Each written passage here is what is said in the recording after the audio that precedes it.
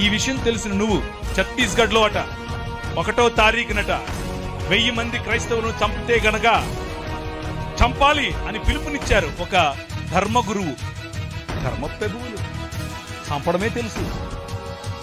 ఈ రాజు నీ రాజు, ఈ రాజుకు చంపటం కాదు, రా అని మరణాన్ని ఆలింగనం చేసుకోవటం నేర్పించాడు. హల్లెలూయా.